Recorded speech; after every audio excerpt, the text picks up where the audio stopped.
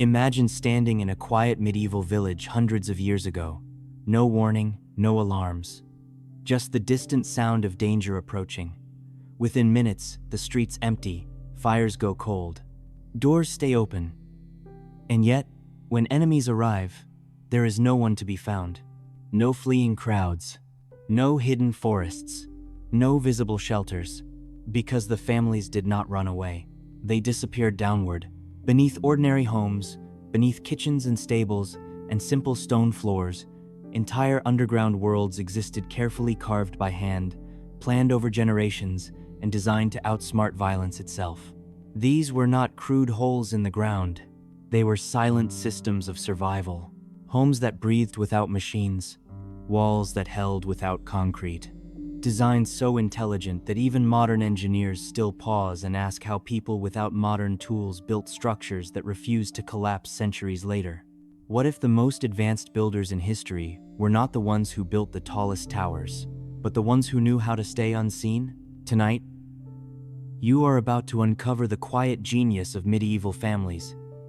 10 powerful lessons hidden beneath the earth, lessons about patience, survival, and intelligence that modern civilization may have forgotten, but desperately needs to remember.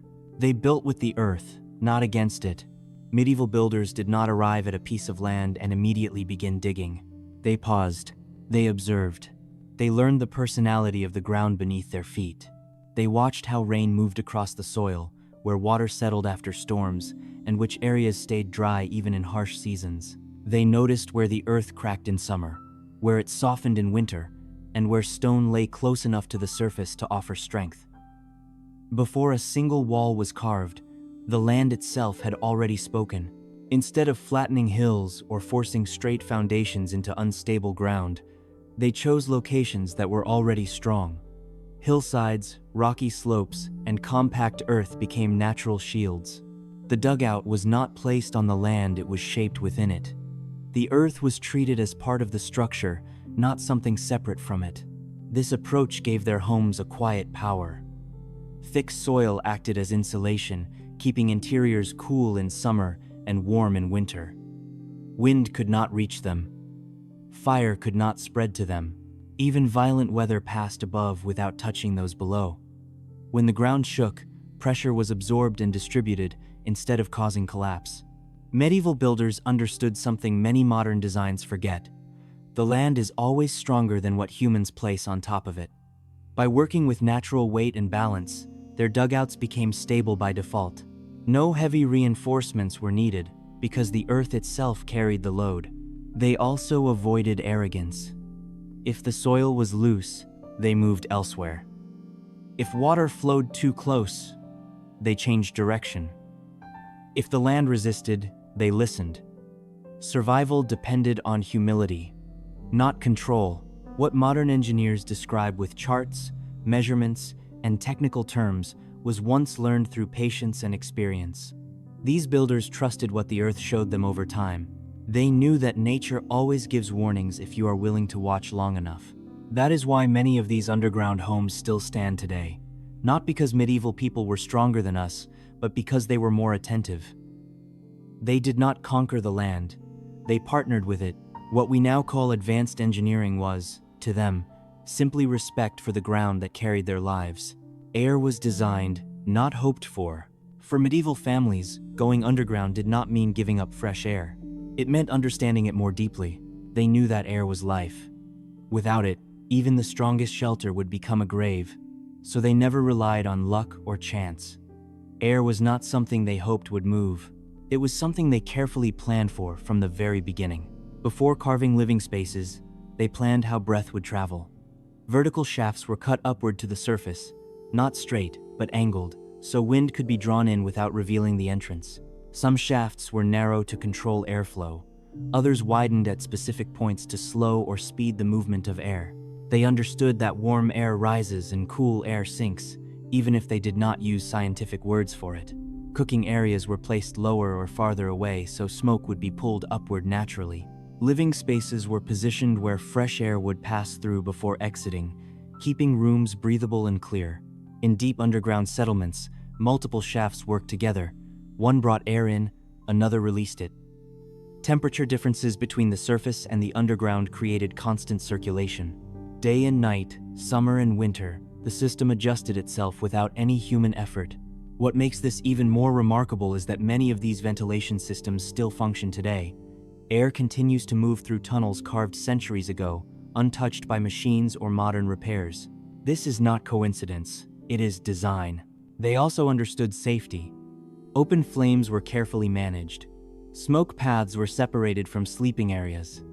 Air shafts were hidden so enemies could not block or poison them easily. Even in danger, breathing was protected. Modern buildings depend on electricity to breathe. When power fails, air stops. Medieval dugouts needed no power at all. The earth itself became the engine. Air, to them, was not invisible. It was a living force that had to be guided, respected, and controlled gently. They shaped stone and soil so that every breath would continue, even in silence and darkness. This is why their underground homes were not suffocating spaces of fear. They were calm, livable environments where families could survive for long periods without panic. They did not hope for air. They built a path for it. Invisibility was part of the architecture. The safest place is the one no one knows exists. Their dugouts were never designed to be seen, admired, or remembered. They were designed to disappear into ordinary life. Above ground, everything looked normal. A kitchen, a storage room, a stable, a simple patch of earth. Nothing that suggested an entire hidden world below. Entrances were blended into daily routines. A stone floor that could be lifted. A grain pit that opened sideways. A fireplace that concealed a tunnel once the fire was extinguished. Some openings were hidden beneath animal shelters or behind movable walls that looked permanent. To an outsider, there was nothing to question. Even when people stood directly on top of these entrances, they saw nothing unusual. That was intentional. The greatest defense was not strength or walls, but doubt. If an enemy does not suspect anything, they do not search. Inside, passageways were designed to erase sound and light. Tunnels bent sharply so no straight line revealed depth. Light from the surface faded quickly. Shadows absorbed movement. Anyone unfamiliar would feel lost within moments. Stone doors were another layer of invisibility. Massive, circular slabs could seal tunnels completely, blending into the surrounding rock when closed. From the outside, they looked like solid walls. From the inside, they could be moved with balance and precision. Once sealed, no sound escaped. This hidden design allowed families to vanish in moments. When danger approached, life above ground could be abandoned without panic. Fires were put out. Entrances were closed, and within minutes, it was as if no one had ever lived there. In a world of constant raids, wars, and uncertainty, invisibility was more powerful than armor. You cannot attack what you cannot find. You cannot conquer what you do not know exists. Modern security often relies on cameras, alarms, and visible barriers. Medieval families relied on something far more effective: being overlooked. Their architecture teaches a quiet lesson: sometimes survival does not come from standing taller, but from stepping out of sight. They designed for war, fear, and panic. Medieval families did not build underground thinking only of peaceful days.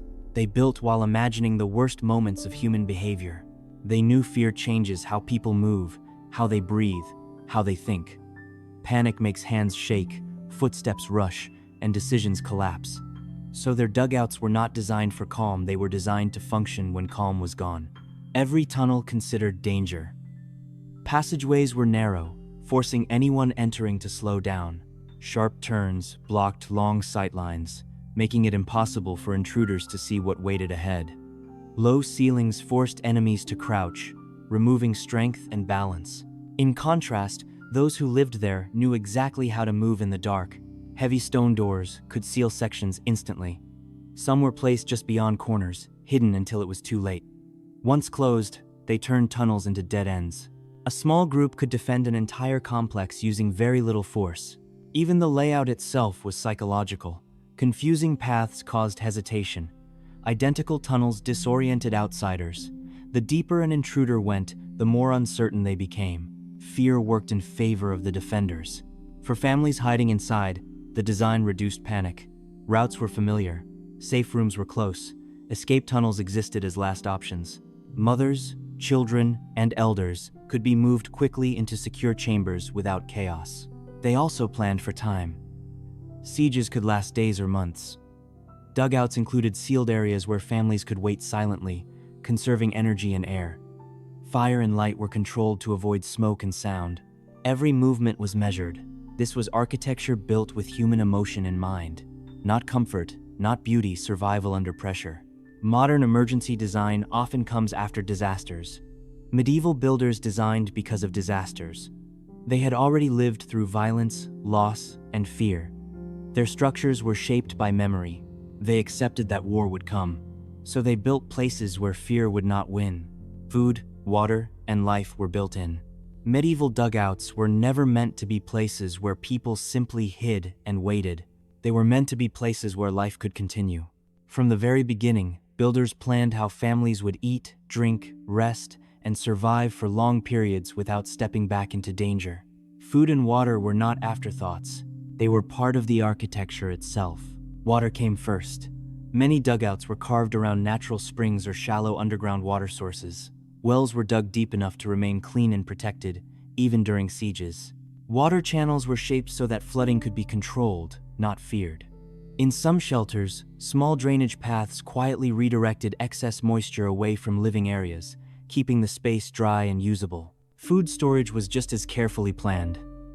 Underground temperatures remained steady throughout the year, cool in summer and mild in winter. Medieval families used this natural balance to preserve grains, dried meat, fruits, cheese, and fermented foods without ice or electricity. Storage rooms were placed where air flowed gently, preventing mold while keeping food fresh. Walls were smoothed to stop insects from nesting. Narrow passages and stone barriers prevented rodents from reaching supplies. Clay-lined pits controlled humidity. Every detail existed for one reason. Nothing could be wasted when survival depended on it. Life underground also included animals. Small livestock such as goats or chickens were sometimes kept in separated chambers, providing milk, eggs, and warmth. These areas were designed to control smell and sound so they would not betray the dugout's presence. Sleeping areas were placed away from storage and workspaces, giving families a sense of normal rhythm even in hiding. Children slept, elders rested, life continued quietly. These spaces were not cold shelters of despair. They were carefully organized homes where families cooked, shared meals, prayed, and waited together. The design supported not only survival, but dignity. Modern emergency shelters are often temporary and uncomfortable. Medieval dugouts were built with the understanding that safety might require patience. Days could turn into weeks, weeks into months. So they built places where people could live, not just endure. They did not hide to survive. They survived because they had prepared to live. Curves saved their lives. Medieval builders learned early that the earth does not forgive mistakes. When underground structures fail, they fail completely. That is why they avoided flat ceilings and sharp angles whenever possible. Experience taught them that straight lines crack, but curves endure. So they shaped chambers with rounded walls, arched roofs, and dome-like ceilings that worked with gravity instead of fighting it. When weight presses down from above, a flat surface absorbs all the force directly. Over time, this causes stress, fractures, and collapse. Curves, however, redirect that pressure sideways into the surrounding earth. The ground itself becomes part of the support system. Medieval builders may not have used mathematical formulas, but they watched what lasted and what fell. Collapsed tunnels became lessons, surviving chambers became templates. Knowledge was passed down not through books, but through memory and practice. Arches also allowed larger spaces without extra materials. A curved ceiling could span wider rooms while staying strong. This made it possible to create communal areas, storage chambers, and living spaces without risking collapse. Stone was carved in layers, following natural rock lines. Where soil was softer, curves were made tighter. Where rock was strong, chambers could open wider. Every curve was adjusted to the strength of the earth around it. Even doorways followed this rule. Rounded entrances reduced stress points, and prevented cracking over time. The dugout did not resist pressure, it distributed it. That is why so many of these underground structures still stand today, centuries later, untouched by steel or concrete. Time tested them, Earth tested them, and they endured. Modern engineers still rely on the same principles when designing tunnels, bridges, and underground systems. What is taught in classrooms today was once learned through careful attention and survival. Curves were not chosen for beauty. They were chosen because lives depended on them. And in the darkness beneath the ground, those curves held entire families safe. Silence was a defense system. In the medieval world, sound could betray a life. A single echo, a cry, the crackle of fire, any noise could reveal everything. Families who built underground understood this deeply. Silence was not accidental. It was designed, protected, and enforced by the architecture itself. Earth and stone naturally absorb sound, but medieval builders went further. Tunnels were curved and irregular so echoes could not travel far. Sharp corners stopped noise from moving in straight lines. Thick walls swallowed vibration before it could reach the surface. Living areas were placed deep enough that footsteps above could not be heard and footsteps below could not be detected. Floors were shaped to soften movement. Narrow passages limited running and rushing, forcing calm even in moments of fear. Fire, one of the greatest risks, was carefully controlled. Cooking spaces were positioned far from entrances. Smoke was guided through separate air paths so it would not escape visibly or audibly. Flames were kept low. Wood was chosen to burn steadily, not loudly. Animals, which could easily make noise, were placed in insulated chambers where sound could not travel upward. Even tools were stored in ways that prevented accidental clatter. But silence was more than physical design. It became a shared discipline. Families learned to whisper, to move slowly, to communicate with gestures. Children were taught from a young age that quiet could mean safety. Silence became a form of cooperation. Above ground, enemies might search, shout, or wait. Below ground, life continued without a trace. Meals were eaten quietly. Prayers were made softly. Breathing itself felt measured. This silence created a powerful advantage. When nothing could be heard, enemies assumed nothing was there. They moved on. They gave up. They never knew how close they had been. Modern defense relies on alarms, walls, and noise. Medieval survival relied on the absence of all three. Silence was not weakness. Silence was protection. And in a world filled with danger, the quietest spaces were the safest ones. They built for generations, not speed. Medieval dugouts were never rushed projects.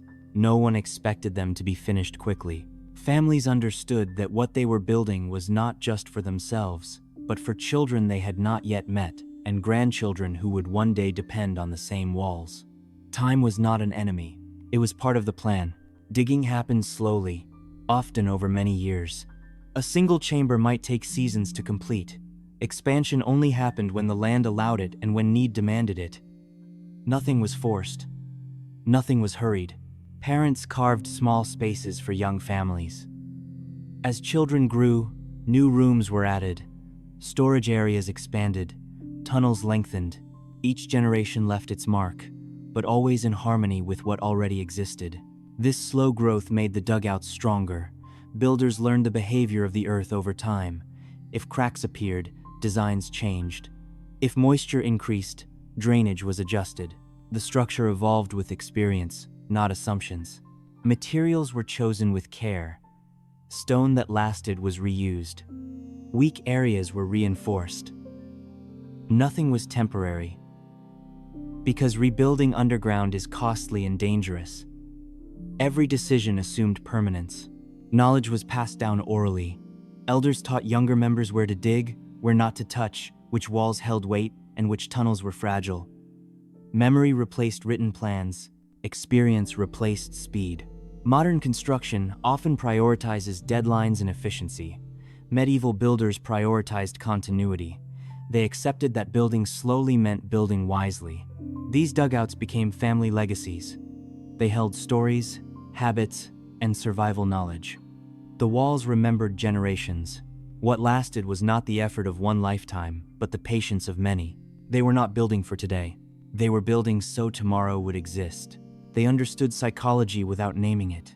Living underground is not only a physical challenge, it is a mental one.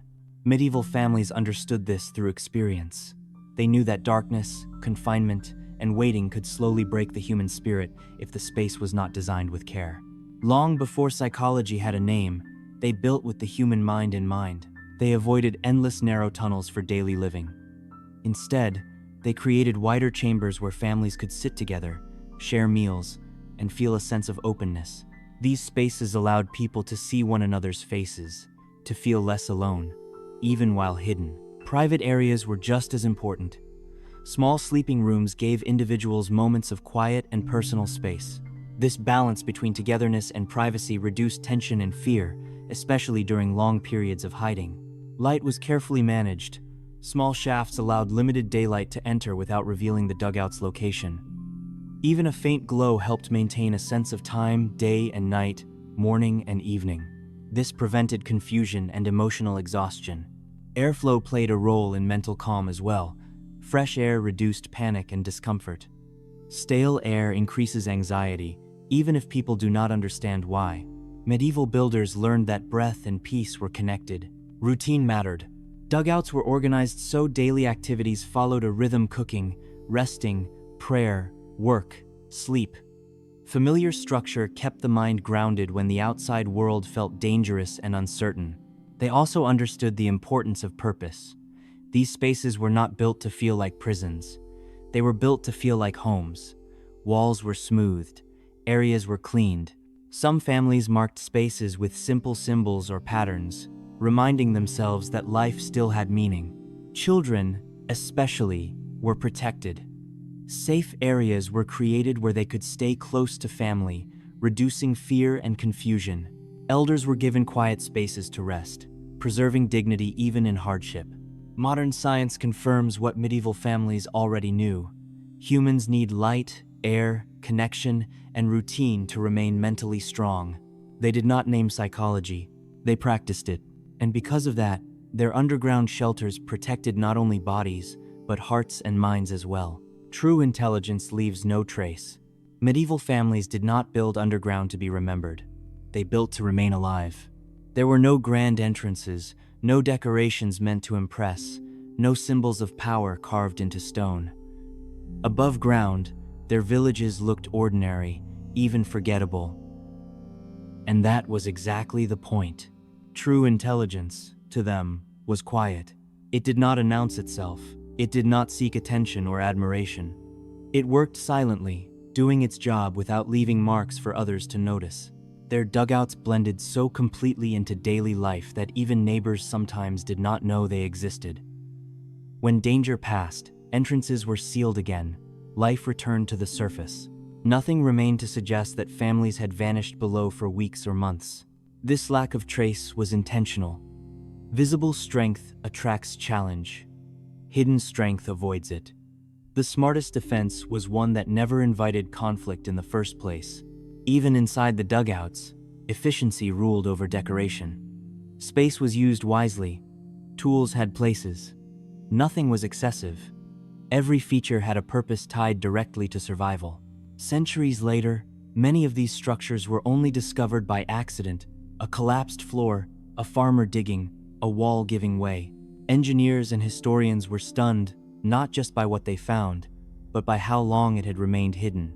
While castles crumbled and empires fell, these underground homes endured because they were never meant to stand above others. They lived beneath them. Modern culture often equates intelligence with visibility: taller buildings, louder designs, constant proof of achievement. Medieval builders believed the opposite. The strongest ideas are the ones that do not need explanation. The smartest work is the work that quietly lasts. Their greatest achievement was not what they built, but how little it demanded to be seen. And that is why, even now, the earth still guards their genius in silence. When we look back at medieval dugouts, we are not just looking at holes in the ground. We are looking at a way of thinking that our modern world has slowly forgotten. These families did not chase attention. They did not try to dominate nature. They did not build to be praised. They built to endure. While wars raged above them and empires rose and fell, they chose patience over noise and wisdom over speed. They trusted the earth more than appearances. They understood that survival does not always belong to the loudest, the tallest, or the most visible. Their intelligence lived in silence, in curves instead of corners, in air that moved without machines, in homes that disappeared when danger came. Today, we celebrate progress with glass towers, flashing lights, and constant expansion. Yet many of these structures will not outlive a single century. Meanwhile, underground homes carved by hand still stand after hundreds of years, quietly breathing, quietly holding. The greatest lesson they left us is not architectural, it is human. That true wisdom does not rush, true strength does not boast, and true intelligence does not need to be seen to be real. Sometimes the most advanced knowledge is the knowledge that knows when to stay hidden. Sometimes the smartest path forward is to slow down, listen, and build with respect. The earth still remembers these families. Their silence still protects their legacy. And perhaps the genius we admire most today is not something new we must invent, but something old we must remember again.